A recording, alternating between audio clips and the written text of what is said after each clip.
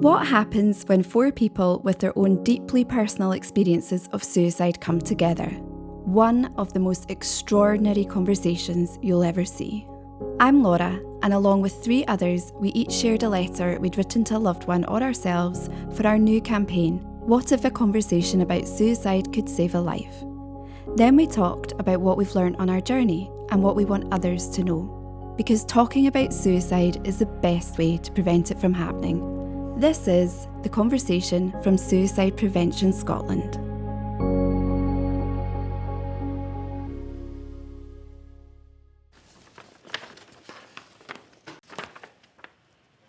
Dear Megan, one of my closest friends. In 2017, as you know, I went through a severe depression. I couldn't eat, I could hardly sleep. I tried to shut myself off from others and no longer enjoyed the things I used to. But that wasn't the full picture. Away from others, including you, I would cry every day, sometimes many times a day. I lost hope and had decided suicide was the only way out. I'd made a plan for when, where and how, and I was absolutely sure I would do it. I felt I needed to do it. I believed that it would be the only way to end my suffering. You knew I was struggling and would encourage me to speak about how I was feeling. You didn't judge, you didn't criticise, but you were there to listen and make me feel a little less alone. All I wanted to do was go to bed and shut off from the world, but somehow you convinced me to come hill walking up Ben Lawers with you one weekend. The following weekend I decided to do another mountain, and then another the following weekend, and so on. Being out in the fresh air, doing something active with a very simple focus of walking to the top of the mountain and down again, it made me feel a little bit better. Standing on top of the mountain looking out gave me perspective and the headspace I couldn't find below the clouds. During those walks we would talk, and you were one of a small group of people I was able to offload to, and that made a huge difference. The more hills I climbed, the more I opened up about how I was feeling, the more hope I found. It wasn't easy, there were setbacks along the way, but in time I recovered from experiencing suicidal thoughts. I may not have made that recovery if you weren't in my life, and I'm so very grateful you were there. You introduced me to the beauty of Scotland's hills, but more than that, you were a supportive, caring and non-judgemental friend when I really needed it most. Thank you, Megan. Love, Ross. That's lovely. That's beautiful. So had you never hill walked before? Not really. Funnily enough, I'd went on a hill walk with Megan probably a few months before that in the middle of winter, completely unprepared for what I was doing. I hated it. Like I really didn't like it. And I think it was in the summer, and she suggested it. And like I said at that time, I just wanted to stay in bed. I didn't want to do anything. I don't know how she really managed to convince me, but for whatever reason, I just it became a kind of a focus and something I could do. I sort of remember that time where I tried to do everything to try and just sort of kind of calm my mind a bit. My anxiety was just so high. I was trying to maybe watch a film or go to a sports match or things, and I just couldn't engage with it at all. Yeah. Mm-hmm. So looking back, I don't know, for whatever reason, hill walking was just something I could just focus on. And if you're outside sort of with other people, you could just sort of open up in a way you maybe wouldn't if you were sitting watching a film or watching a match or something. But yeah, just made a huge difference. I totally understand that feeling of just that having a simple focus. You know, it's that thing of, right, okay, all I need to do really is just walk up that hill and down again. Like, it sounds so simple, doesn't it? But it's like everything, when you're in that headspace, everything is difficult. And like, even if someone said to me when I'm in that headspace, how do you make a cup of tea? Explain how to make a cup of tea. I couldn't explain how to make a cup of tea. So something as simple as, it's obviously using a lot of energy walking up a hill and back down again, but just that kind of, it's that, again, that cliche, isn't it? But that little one step at a time. And even though sometimes you probably, like maybe sometimes you didn't get to the top of the hill, but it's like, oh, okay, well, next time I'll get to the top of the hill. And I think you talked about how much energy it takes to even make a cup of tea, and I think that's what other people don't always see, is how much energy it takes you just to get out of bed or to make a cup of tea or to get to the end of the day, which must be really exhausting for you. Yeah, I really struggle with that a lot of the time. That's why, you know, you hear so much about how exercise is so good for you, and it is. But with, like, I have quite a lot of different issues, and sometimes I just wouldn't be able to climb a hill, for example. There's just no, I have like chronic fatigue as well, and so I couldn't. Other days I could, but so what I've managed to kind of tell myself on good days is that it's okay if it is just a short walk, even to the shop. Sometimes it's not even that. Sometimes it's just getting out of bed that day. Obviously, you know, that's not ideal, but that's just the reality of it, which I think it is hard sometimes. Like, I know that, like, in my real times of struggling, and even now I find it hard when I think, what is it that I'm missing, you know, that I'm not in recovery of whatever recovery is. But I suppose recovery is just still being here, isn't it? It is. It's a bit like a journey, isn't it? It's not going to happen overnight, and it's about just taking that next step, whatever that might be. And then some days that's just not possible as well. And that's okay as well, because actually the worst thing you want to do when you're supporting someone who's feeling suicidal is make them feel guilty, or, you know, add shame or judgment or anything like that. So, you know, sometimes it is just okay to not be okay, and just say, okay, maybe I'm not okay today, but tomorrow I'm going to try and do whatever, take a walk, you know, do whatever, I think, you know, go to the gym, whatever would suit, just, you know, it depends. Having that thought that tomorrow I might, whatever, just tomorrow I might. I mean, I love reading, but when I'm in a brain fog, I can't read. And then, so what I used to do is, because I love reading, think, oh, but I need to try and do this, I need to try and do that, and then go, oh, this is another thing I fail at, I can't even do that. So sometimes it's like, actually, today I'm just going to cuddle my cat or cuddle my dog, because that's all I can do today. And I will still beat myself up about that. But that's the thing, it's self-compassion, isn't it? It's actually saying, you know, just having a bit of kindness towards yourself. And no matter what it is you do, as long, you know, if it's something, whatever that is, even a few steps. What really comes across in your letter is that it didn't happen overnight. It was a kind of step-by-step thing. So it wasn't about your friend fixing everything for you. It was just about giving you that chance to find some hope. And those walks continued. I really like the way that you were able to talk without having to sit down at a table, having to be face to face with someone. I think there's really something important about being outside and not face to face with someone that makes it much easier as well. So it's like less confrontational. If you're sitting in front of somebody, it can feel confrontational, whereas if you're side by side, you're not even making eye contact, you're sort of just like talking a bit more openly, and I think that's a huge thing.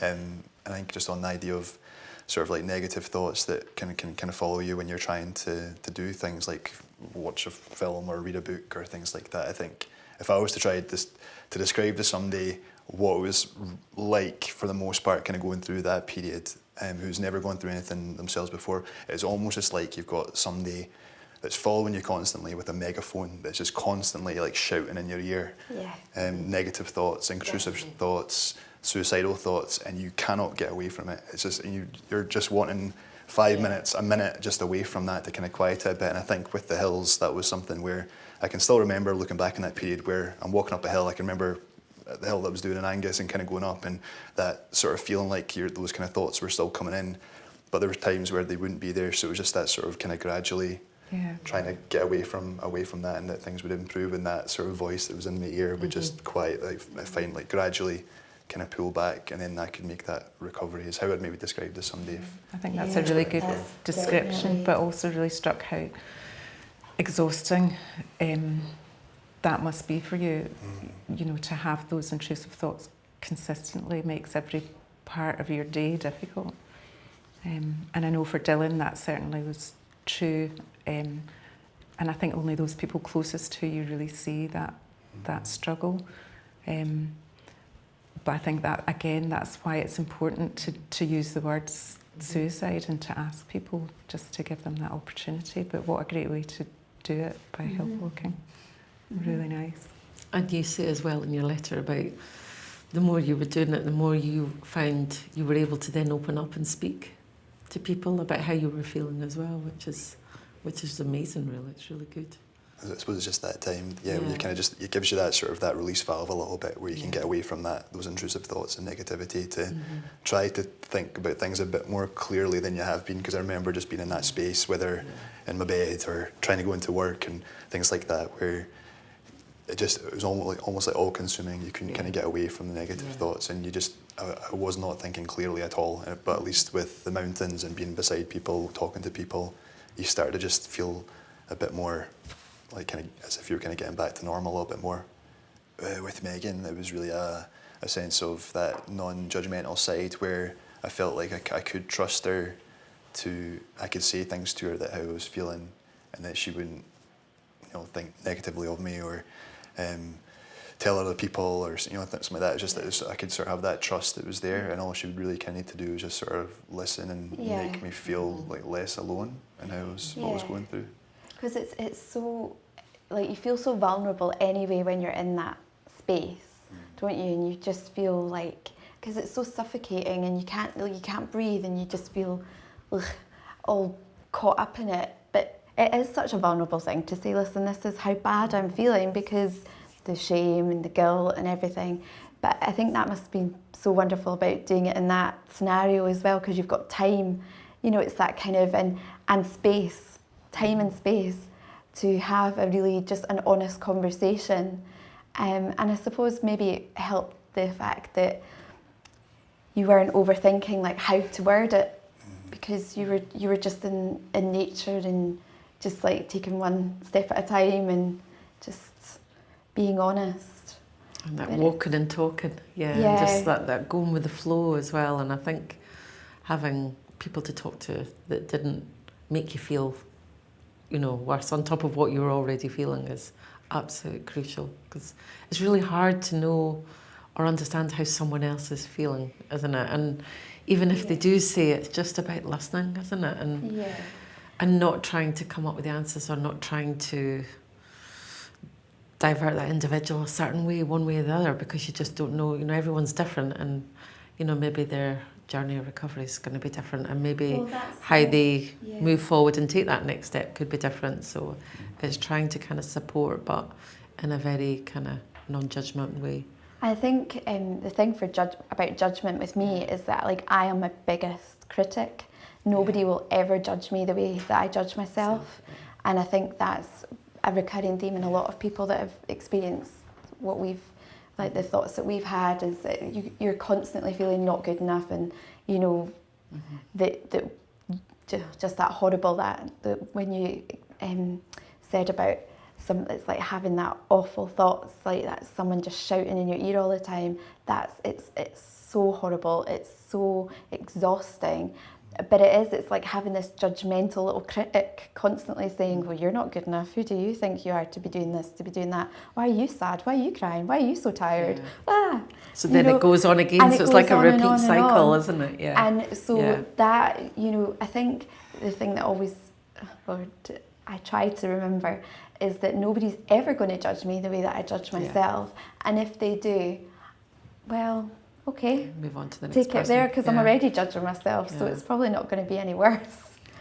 But I think that's the most compassionate thing a friend or a loved one can offer someone in, not even just in suicidal crisis, but in that's having issues with their mental health, is to just be non-judgmental and just give them the time and the space and the compassion to be themselves and not have to put on the front.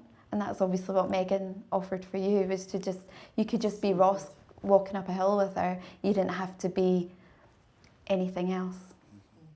I think that's what can be hard for friends and relatives, to watch a loved one who's struggling, and your immediate reaction is to want to fix it and make it better. And that can be hugely frustrating.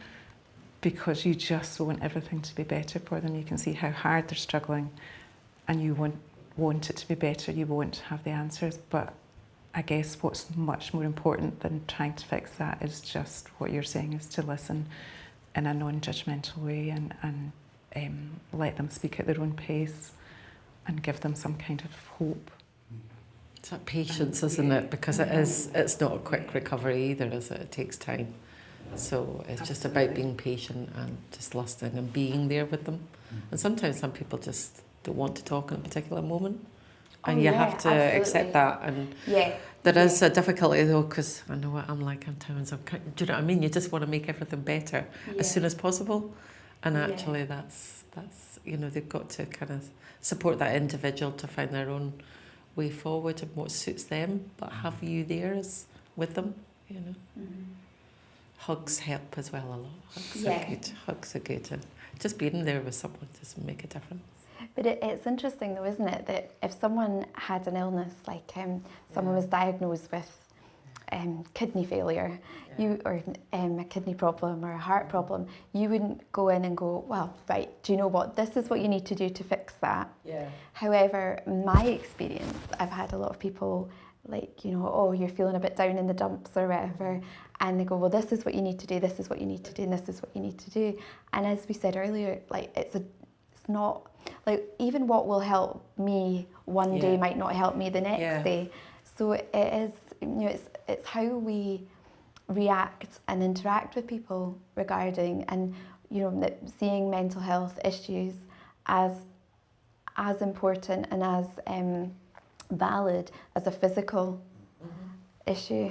And you wouldn't run in and expect to be able to fix that, but you would listen to somebody say, I'm really worried about this diagnosis of having diabetes or whatever, and you wouldn't go, well, this, you might tell them not to eat sugar, but and I think if we were a bit more compassionate in our approach to ourselves as well, for those of us that unfortunately have live with this on a daily basis or have in the past, because I'm sure as well sometimes you go, oh, I can't believe I felt like that, or it must be scary though, feeling with those intrusive thoughts and living with that every day, and make you feel scary or panic.